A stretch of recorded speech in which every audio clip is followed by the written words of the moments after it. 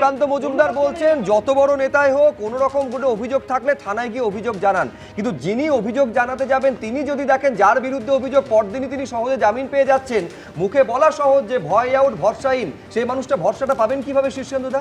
এক শাসক এলো আর এক শাসক গেল, আইনের প্রতিষ্ঠা সত্যিকারের আইন শৃঙ্খলাটা হয়েছে কিনা এটা বাংলার নাগরিকরা জিজ্ঞেস করছে।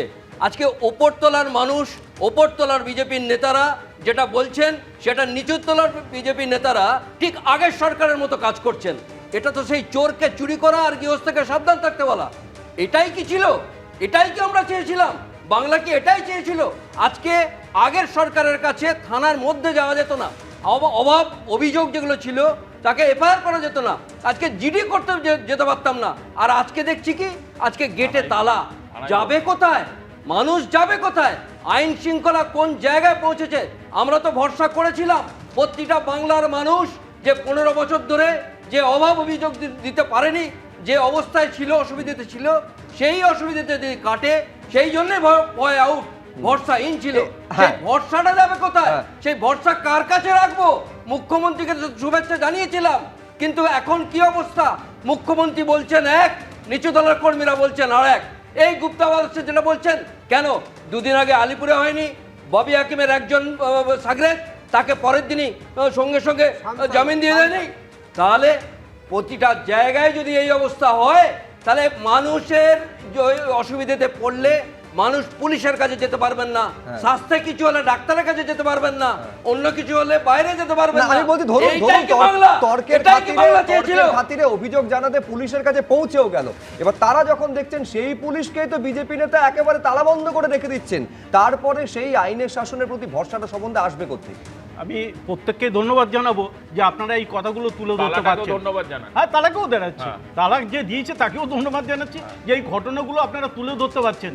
এই সুযোগ আগে পেত না মানুষ।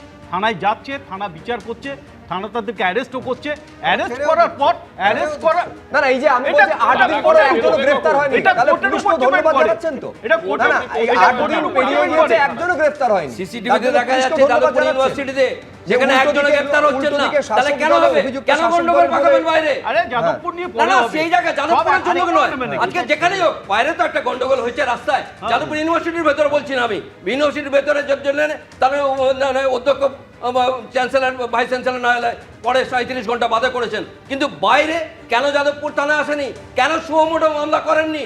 সেই সুমোটো মামলা বাইরে এরকম পরিবেশে গন্ডগোল হবে, সেই গন্ডগোলে গেট পেরিয়ে যাবে। আচ্ছা, রাত্রির 12টার পরে বলুন তো, যাদবপুর নিয়ে আলোচনা হবে, এই করতে নাকি আছে? ইউনিভার্সিটিতে কি যাদবপুর নিয়ে আলোচনা করতে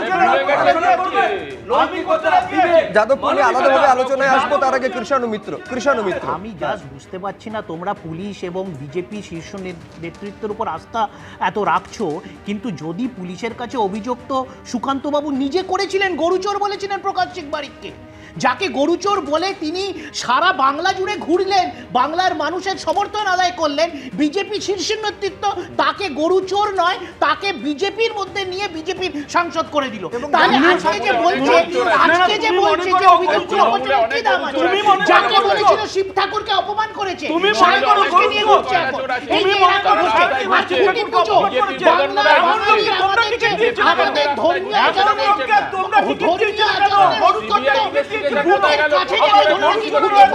এবিপি আনন্দ, এগিয়ে থাকে, এগিয়ে রাখে।